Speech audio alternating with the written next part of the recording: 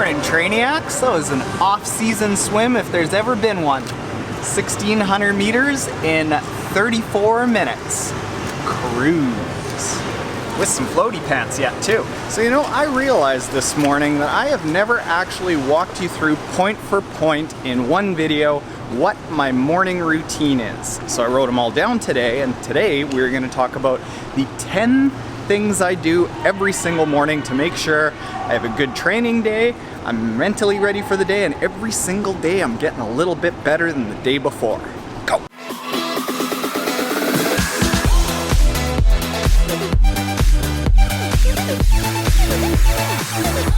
So, Trainiacs, I start every single day with about a mason jar size serving of water.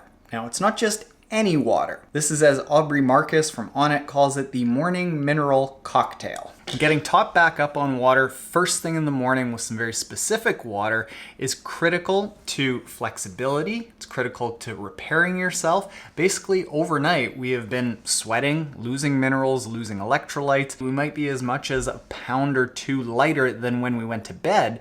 So we've got to replenish that before we do anything. So what I do with this is I fill this up with water.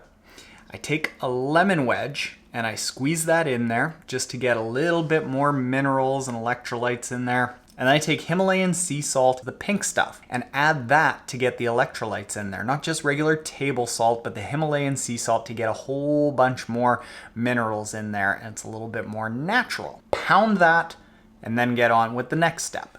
Then, after I've pounded that and before I eat anything, because I don't want to do this next step on an empty stomach, is I go through my morning meditation, which is right now, it is the Wim Hof method, and specifically it's a 9-minute meditation routine that is designed to help build endurance by making your body more efficient, specifically your muscles more efficient, in pulling oxygen out of the blood by basically kind of hyperventilating yourself, getting your body into an alkaline state, and doing some deep breathing and a little bit of exercise and movement without any oxygen coming into your blood. So your muscles have to learn how to strip oxygen out of the blood really well. Right, Pete? You watch it every morning. You stare at me the whole time. Now, the next thing I do is every single one of us has a tight area. Maybe it's your front quads. Maybe it's your glute med. In my case, coming from the situation I had last year where I had Achilles issues, I find that stretching my hamstring and my calf with this little stretch that I do just for 3 minutes every single morning ensures that it never really gets very tight. So after the meditation, I go into this every single morning, hold it while I'm listening to a podcast for 2 to 3 minutes, and just rock gently back and forth. Oh yeah, that's nice. Now, related to that, I found that massage for the calf ends up doing a really good job of working out any of the accumulated knots and tightnesses that gum up as you run and just do what we do as triathletes. And I don't go for massage every single day, but I've got this, the Taren, and I think that there are a whole bunch of different versions of these, but I use this and beat up the inside of my calf every single day, and that loosens up the Achilles, the ankle mobility, everything in there feels great. And by that point, if that's all I've done for my Achilles, I'm pretty much good to go for most days. It's what we learned working with Aaron Carson, the strength trainer to the stars that I met with in Boulder that's going to be doing the strength training masterclass with me, is that almost all of us are really tight in the chest. So very quickly, I do 8 reps of wall angels. Just work to keep that lower back pressed up against the wall. Try to keep the backs of your forearms pressed up against the wall as well. Your head, your shoulder blades, everything pressed up against the wall. And just do 8 of these horrific movements. So now the body is basically ready and primed to be active throughout the day. But we've also got to set up the day for productivity, because if we're so busy with work and we're constantly just running in circles, we're not going to have time to consistently train. So I start off every single morning journaling, and I'll save you all the hippy dippy like I am grateful for, but I will get to the most critical thing that I do every single morning, and that is write down 3 important things that I have to do each day. And it's 3 because that's basically the sweet spot of what people can accomplish that are bigger tasks every single day. And if you focus on bigger tasks, things that are real like needle movers, things that will really improve your business or your personal life, as Tim Ferriss refers to as the lead domino, the most important things that you can get done that day, even if it's just a sliver of a bigger project, that means that every single day you're going to be moving yourself forward in your career as opposed to just running through the treadmill of meetings, of emails, of phone calls, of things like that. And what you're going to find is that the amount of work that you have to do in a day actually gets smaller. And this applies to whether you're self-employed or you work for somebody. So now that that's all done, it's time to get to work, and I do so by starting off with a coffee. Coffee is the lifeblood that fuels the dreams of champions. But of course I can't just have any coffee. It's a very specific coffee. What I'm looking for in a coffee is to be able to continue burning fat throughout the morning until I have my main breakfast or even beyond that.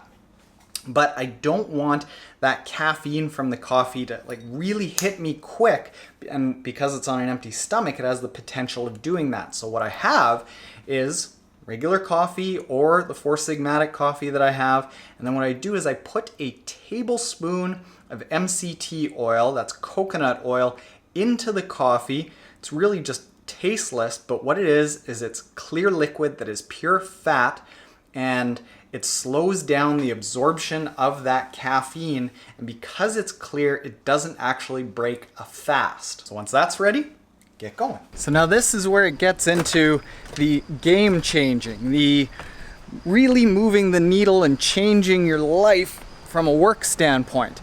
Grab my laptop, I pick one of the things from the journal that I wrote down as a needle moving exercise, and before I go do anything, I go do that. Right now, that means writing workouts for the Team Trainiac training platform for an hour. It's very tedious, but I get it done. So now that a really big thing for work is done, it's time to get on with the workout of the day. And for that, need a little bit of calories. Now, if you guys have been around for a hot minute, you know that I am into basically a version of the Bulletproof Coffee, but it's really evolved over the last few months. And the idea behind it is that I want to stay in a fat burning state, but give my body enough calories to perform a workout.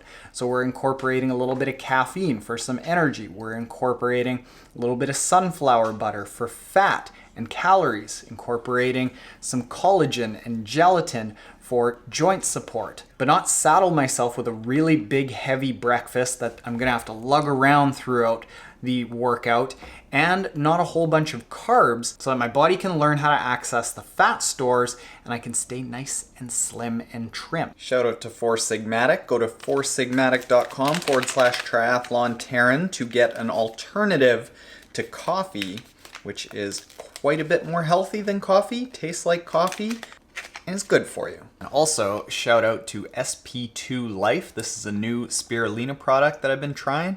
I think that is going to be my exclusive spirulina product. It has, in my testing, really increased the amount of oxygen that's in my blood. And yeah, more on that later. So now that I've put first thing first, I've taken care of up here, I've taken care of some of the maintenance things to prevent a little bit of injury, I've taken care of a little bit of work, I've got time to actually go and do a workout. And whatever the workout might be, I'm basically prepped for the day because I'm ready to burn fat, and it hasn't really taken any much more time. If you drink water, you're just drinking a little bit of a more beneficial water. If you drink coffee, you're drinking a bit more of a beneficial coffee. If you have breakfast, a little bit more of a sports-specific breakfast. If you work, you will have just worked, but you will have worked on something that is actually going to move you forward in your career. You will have done all the injury preventative stuff that people tend to put off. You can go and just crush a workout. Let's go. So then that Trainiacs just brings us back here. After the workout's done, I could get all of that done if I got up early by 8:30, and then every single day I have set it up so that I'm organized every single day. I'm getting a little bit faster every single day, getting a little bit better professionally, career-wise every single day. Every single day is set up to get a little bit slimmer, manage my weight, and have good sleep and recover. And it's not like it takes any more time really, because I'm being so much more effective with my training, with my work, with just my organization day to day. Everything else that I do throughout the day takes less time. So a lot of people think that I'm just busy all the time, but most days I'm finished work by 2:30, 3, maybe a podcast in the evening at most, and then I've got time to train a second time if I want to.